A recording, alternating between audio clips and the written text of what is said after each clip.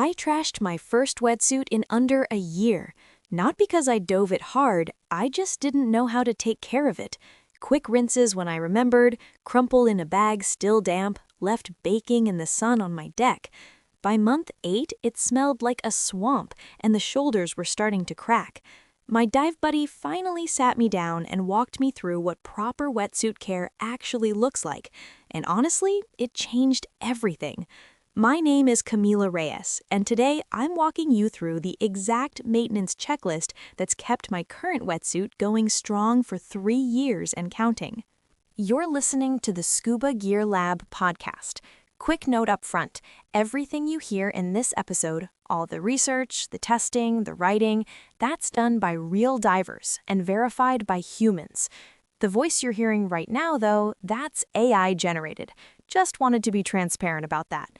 If you've been listening for a while, seriously appreciate you being here. And if this is your first episode, glad you found us. We're all about practical, honest gear advice from people who actually get in the water. New episodes drop every Monday, Wednesday, and Friday, so there's always something fresh waiting for you. Now, let's dive into today's topic. This is where most of us, including past me, drop the ball. The salt, sand, and sunscreen that get into your wetsuit during a dive can break down the neoprene faster than you'd think. Rinse thoroughly with fresh water inside and out. I mean, really rinse it. Turn it inside out and let fresh water run through the sleeves, legs, and torso for at least 2 minutes. Salt crystals are sneaky and hide in seams. I learned this the hard way when I found white, crusty patches on my suit after a few lazy rinses. Use cool or lukewarm water, never hot. Hot water can damage the neoprene's flexibility and break down the glue in the seams. I stick to the temperature I'd use for a lukewarm shower, comfortable but not steamy. Don't wring or twist the material. This was a tough habit to break because I always wanted to speed up the drying process. But twisting creates stress points that can tear the neoprene or separate the seam tape. Instead, gently squeeze out excess water by pressing the suit between your hands. Hang it properly to drip dry in the shade. Use a thick hanger, like a wetsuit hanger with wide shoulders, or drape it over a rail, fold it at the waist so the weight is distributed. Never use a wire hanger. Those thin metal bars will leave permanent shoulder dents that I still see on my first wetsuit. Flip it inside out halfway through drying. Once the outside feels mostly dry, turn it inside out so the interior can fully dry too. Trapped moisture between the neoprene and lining is what creates that musty smell nobody wants. Keep it away from direct sunlight. UV rays degrade neoprene surprisingly fast. I noticed my first suit's black color fading to a weird greenish brown after leaving it in the sun too many times. Now I always dry mine under a covered patio or inside near a window with indirect light. Check the zippers while it's still wet. I give my back zipper a few slides up and down after rinsing. If it's sticking or feels gritty, I know salt or sand got in there and needs more attention before it dries and locks up the zipper teeth. Now let's talk about deep cleaning. Even with good post-dive rinsing, wetsuits need a deeper clean periodically. I do this about once a month during dive season or immediately after a week-long dive trip. Soak in a wetsuit-specific cleaner or mild detergent.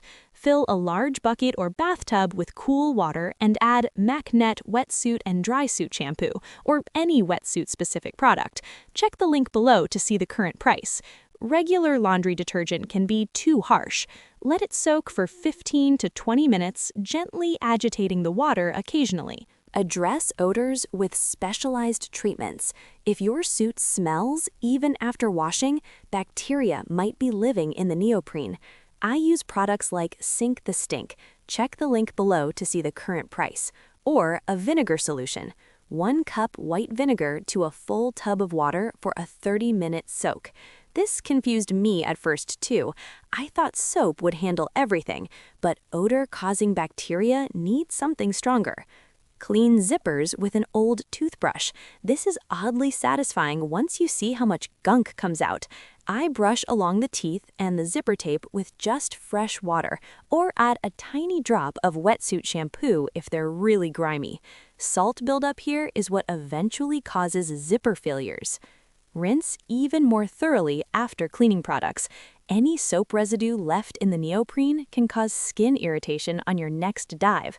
I rinse for at least 5 minutes after a deep clean, making sure the water runs clear and there are no bubbles. Check for tears, loose seams, or worn areas.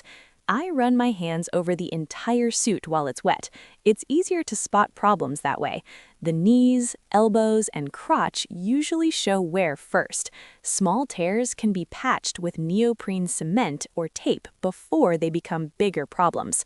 I caught a tiny puncture on my shin area last month and fixed it immediately, saved me from needing a professional repair later.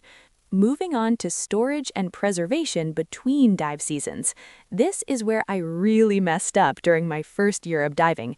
I stuffed my wetsuit in a bin after my last dive of the season and forgot about it for 4 months. When I pulled it out, the creases had become permanent stress lines, and one shoulder seam was starting to separate. Store it completely dry in a climate-controlled space. Any moisture left in the neoprene during long-term storage invites mold and mildew. I now make sure mine is bone dry for at least 2 full days before packing it away. The storage area should be cool and dry, not a hot garage or damp basement. Hang it on a wide hanger or fold it loosely. I hang my 3mm suit on a thick wetsuit hanger in my closet, but I fold my 5mm suit loosely and lay it flat in a bin because it's too heavy to hang without stretching. If you fold it, put a towel or sheet between the layers to prevent the neoprene from sticking to itself. Treat zippers with wax or lubricant. I use zipper wax or beeswax and run it along the teeth before storage. This prevents corrosion during the off-season and keeps the zipper sliding smoothly. A stuck zipper before a dive trip is so frustrating. Avoid plastic bags for long-term storage. Neoprene needs to breathe. Sealing it in plastic traps moisture and accelerates degradation. I use a breathable cotton garment bag or just hang it openly in a closet. Keep it away from petroleum products and chemicals. Gasoline, oil, insect repellent, and even some sunscreens can dissolve neoprene or leave permanent stains. I learned this after setting my wetsuit on a garage shelf that had some spilled gasoline residue, left a weird melted patch that never recovered. Consider a specialized wetsuit hanger system. If you have multiple wetsuits or limited space, those wetsuit storage systems with multiple wide hangers are worth it. I'm still figuring this out for my growing collection since I just added a shorty for warm dives, but proper storage definitely extends wetsuit life. Beyond cleaning and storage, there are a few ongoing checks that prevent bigger problems down the road. Test the flexibility of the neoprene every few months. I stretch my arms and leg sections gently to make sure the material still has that springy elasticity. If it feels stiff or brittle, the neoprene might be breaking down from UV exposure or chemical damage. Inspect seam tape and glued areas. Run your fingers along all the seams looking for any lifting edges or gaps. Seam failures usually start small but spread quickly once water starts getting in. I caught a tiny seam separation on my underarm last season and used Aquaseal to glue it back down. Total fix time was 10 minutes. Check for compression or permanent creasing. If your wetsuit has permanent folds from being stored wrong, those areas lose their insulating ability. Water flushes through compressed neoprene instead of staying trapped in the tiny gas bubbles that keep you warm. Unfortunately, this kind of damage is hard to reverse. Monitor the condition of the inner lining. The plush lining inside your wetsuit can fray or separate from the neoprene over time. I've noticed some pilling on my suit's torso area after 2 years, but it hasn't affected performance yet.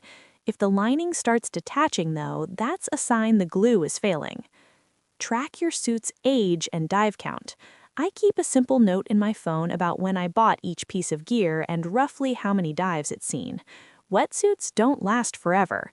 Even with perfect care, the neoprene loses elasticity and thermal properties after 200 to 300 dives, or 4 to 5 years, depending on conditions.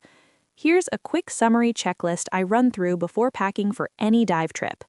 Wetsuit is completely dry with no damp spots in armpits or crotch area. All zippers slide smoothly with no resistance or sticking points. No visible tears, holes, or seam separations that need repair. No persistent odors that would bother me or my dive buddies underwater. Packed properly for travel, loosely rolled, not compressed or folded in tight creases. Neoprene still feels flexible and not stiff or brittle to the touch. I also double-check that I've packed zipper lube and a small neoprene repair kit in my dive gear bag, just in case something happens on the trip. Let me answer some common questions about wetsuit maintenance. How often should I deep clean my wetsuit with shampoo? You should deep clean your wetsuit with specialized shampoo or mild detergent about once a month if you're diving regularly, or after every 10 to 15 dives, whichever comes first.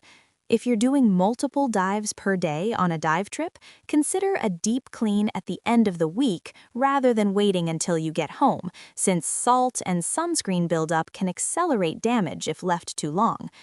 Can I put my wetsuit in a washing machine? You technically can put a wetsuit in a washing machine on a gentle cycle with cold water, but I honestly wouldn't recommend it unless the manufacturer specifically says it's okay. The agitation can stress the seams and zippers, and most machines' spin cycles are too aggressive for neoprene. Hand washing in a bathtub or large bucket gives you way more control and is gentler on the material. Plus, you can inspect for damage while you clean. How long does a well-maintained wetsuit typically last? A well-maintained wetsuit typically lasts between 200 to 300 dives, or approximately 4 to 5 years of regular recreational diving, depending on diving frequency, water conditions, and how carefully you follow proper care routines. I've seen divers get 7+ years from wetsuits with meticulous care, while others burn through suits in under 2 years by neglecting basic maintenance like rinsing and proper storage. The biggest factors are UV exposure, improper storage creating permanent creases, and salt damage from skipping rinses. The wetsuit maintenance checklist I've shared here isn't complicated, but it does require building consistent habits. I still forget steps sometimes, like flipping my suit inside out during drying when I'm tired after a long dive day. But overall, these routines have extended my wetsuit's life way beyond what I got from my first poorly maintained suit.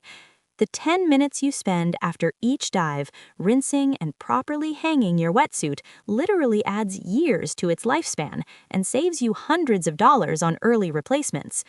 Your wetsuit is one of the most personal pieces of dive gear you own. It keeps you warm, protects your skin, and becomes this comfortable second skin underwater once it's properly broken in. Taking care of it isn't just about the money, it's about respecting the gear that lets you explore the underwater world comfortably and safely. Plus, a clean, well-maintained wetsuit just makes you feel more put together on the dive boat, which sounds silly but honestly matters when you're trying to focus on the dive ahead rather than worrying whether your gear smells weird. If you're building out the rest of your gear maintenance routine, I'd also recommend checking out the BCD Maintenance Checklist and Dive Computer Maintenance Guide to keep all your essential equipment in top shape. Everything works together underwater, and maintaining it all properly means fewer surprises and more time actually diving. That wraps up this episode of the Scuba Gear Lab podcast. Thanks for hanging out with me today. We'll be back with a new episode Monday, Wednesday, and Friday. Same time, same place. If this episode helped you out, I'd really appreciate it if you could leave a 5-star rating and write a quick review. It genuinely makes a difference because it helps other divers discover the show when they're searching for gear advice. And hey, hit that subscribe or follow button so you get notified the second a new episode goes live. Catch you on the next one.